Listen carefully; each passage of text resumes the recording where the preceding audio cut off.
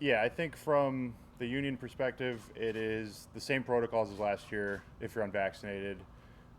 If you're vaccinated, you have, quote unquote, a more normal day to day in the facility. So, I think it's fair to the guys that got the vaccine to, have those protocols kind of rolled back. Did you get vaccinated? I did, yes. What do you think about the wristband thing? Are you guys planning on doing it here? What do you think about it overall? You know what I'm referring to, right? Yeah, I'm not sure what the Jets' plan is. Personally, I don't think it's right to publicly single people out for a private, personal decision. I understand how it would possibly affect the team in the long run if someone contracts it, but we went through an entire season last year with these same protocols.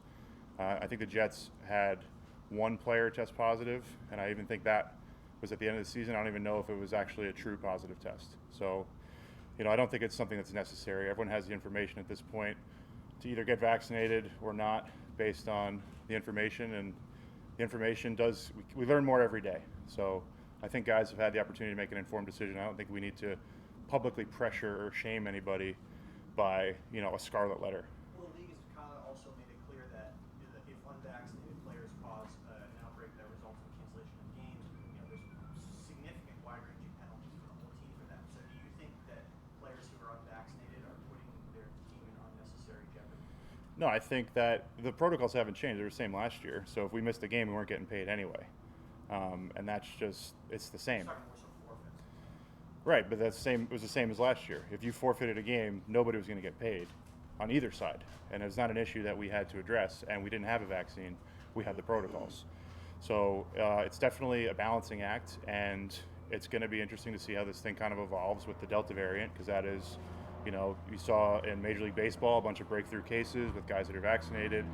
So now we're all back. I know there's a few positives across the leagues, across our league before full teams reported. So we're going to see what happens, and it's one of those things that's very fluid. So it's not like, hey, these are the rules for this year. It's like these are the rules right now, and we'll see how things go.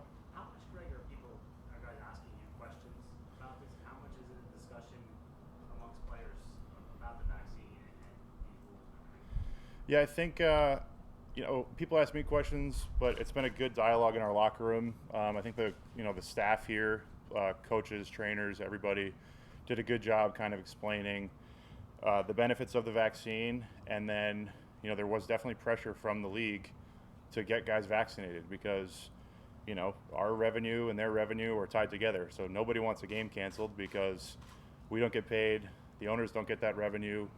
It gets messy. So there's definitely incentive to make sure everyone gets all the money that they're supposed to make this year.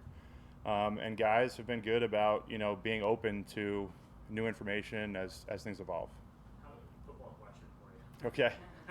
How critical is it for this offensive line to just get a lot of reps together through training camp, through preseason games, something that didn't happen here last year before your time, didn't happen here the year before?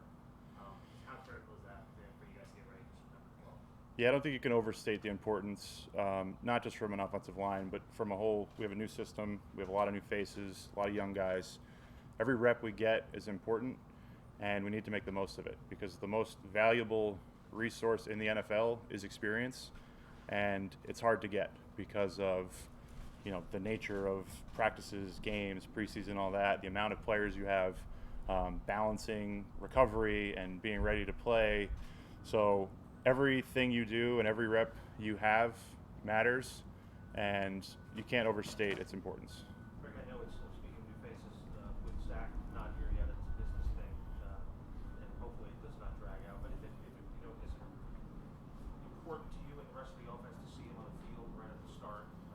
He is the face of the franchise and whatnot. I mean, is it not a good look if he's not here tomorrow? For you guys. Yeah, I don't think it's a bad look. I don't, it's again, it's his personal decision, something he's dealing with, as far as their contract negotiations are going. So I don't want to comment on what Zach's dealing with because I know that process is it's not fun because I know he just wants to play football just like everybody else, and the business side of sports, you know, leaks in every now and then. Is there anything you take away from following the Islanders as closely as you did and transferring to this experience here? Yeah, I think one of my favorite things about the Islanders is they play within this system. Like, if you are not from this market, very few people know a lot of the names on that team.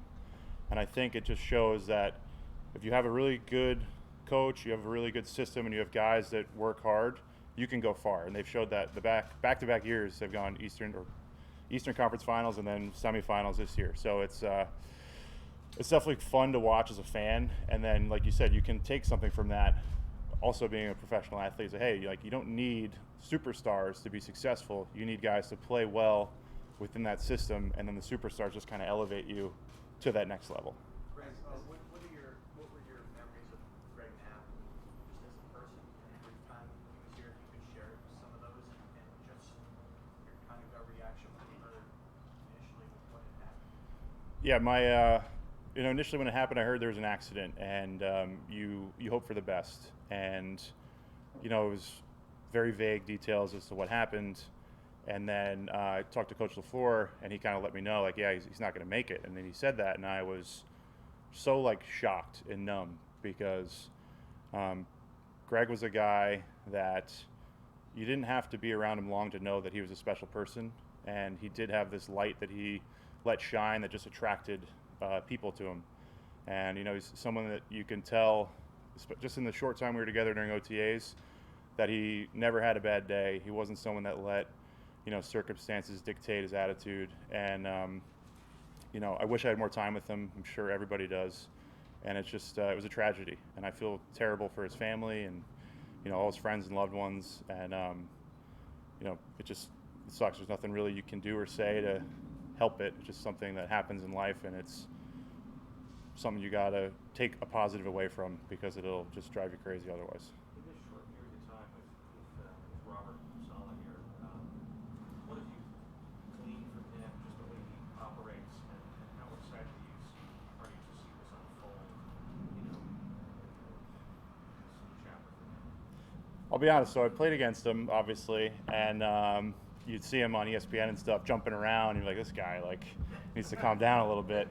But now, being in his building and around his staff, there is no doubt as to the culture that he's trying to instill. You hear it all the time: all gas, no brake. Cut it loose, play fast, have fun. And he really kind of simplifies what he's asking of you, and that makes it easier as a player. So he's been a joy to be around these first few months. I'm excited for training camp, and I'm really excited about the trajectory of the team going forward. You mentioned the Islanders being able to go to a game with Zach and other linemen. How important is that just to do things like that to help strengthen that bond? It's one of those intangible things that's not really measurable, right? It's something we didn't have the opportunity to do last year, was to build camaraderie and spend time off the field together. So it was nice for two reasons. One, just felt more normal, like what it's supposed to feel like during OTAs. Two, it's a great way to get to know somebody and introduce them to, New York traffic, because these guys were driving from Jersey to come out to Long Island. And, they were not leaving at the best times. I told them, you got to leave early. Belt Parkway is kind of a nightmare. They didn't listen. So, but it was great. It's always fun to get to know your teammates, build friendships, and then kind of rope them into something that, I cared about deeply. Was one, being from Long Island, being an Islanders fan, and just letting them into my world a little bit. Have you called Lamoriello to suggest what the Islanders should do with free agency start? I have not called him. I'm going to let him do his thing, and I'm going to stay in my lane when it comes to our different expertises. When you talk about the Islanders have players that maybe you've never heard of, who are you from the Islanders? Who am I? I would like to think I'm Matt Martin, just because I love his game. I love the way he plays. He protects his teammates. He plays hard. He puts himself in good spots, and he's someone that I loved when he first was with us, and then he went to Toronto, and I kind of put the jersey away a little bit, and then he came back, and I took it back out. So I hope that I can be like Matt Martin in my game. How important what is the most important element of creating kind of an outside zone heavy system, and you guys all have to be kind of moving in the same direction, working together? How do you gauge progress in something like that? Yards gained. Yeah. Yeah, it's tough because you need to be athletic, you need to be strong, and you need to be fast. And I think you're finding that there are more linemen like that in today's game. But a couple years ago, those two things kind of were, you could be a really good run team or you could be a really good pass blocking team. It's hard to be both. So that's why the system is so important, because everything needs to complement each other. Everything needs to look the same. This run play needs to look like this play action play, needs to look like this boot, needs to look like this screen. So all the systems, it needs to make sense together. So if you have the right people, the right bodies up front, and then you have the right depth, you can be very successful in the right system. How much outside zone do you guys run last year?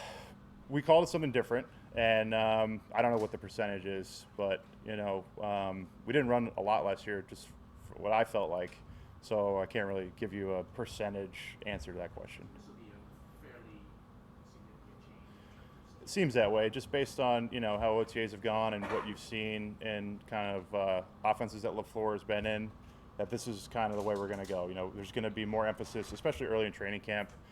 You have the pads on a lot, so you get to run more.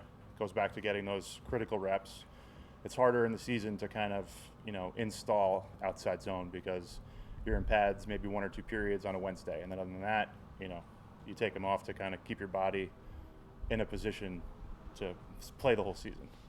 Ray, how do you feel about that as you're a union rep, but you're also a football player, like balancing the rules to keep you guys safe, but also doing enough football? I'm sure when you started out, you were probably around some guys who had done 2-a-days, Salty, yeah. and told you how soft training camp has become and things. Yeah. How do you strike the balance between getting football ready, but also keep protecting yourself? I honestly think it puts an onus more on the scouting department to get the right guys, because in the old days, you could grind guys down and you found out if someone loved football or not based on, did they keep showing up, did they keep giving you what you got. Now everything's more regimented, where it's like, hey, you can only practice this long, you can be on the field this long. So everyone knows their job, but sometimes football reveals your character, and you don't want to find out too late that we have the wrong guys. So I've been around a lot of coaches that say it doesn't matter, we don't need the best guys, going back to the Islanders, you don't need the superstars, you just need the right guys on the bus to play hard, and you're going to hit adversity. Coach talked about it at the end of OTAs and during the offseason. It was like, everything's great, nothing's happened yet. So we'll see how we deal with adversity once it comes, and it is coming, because this is the NFL.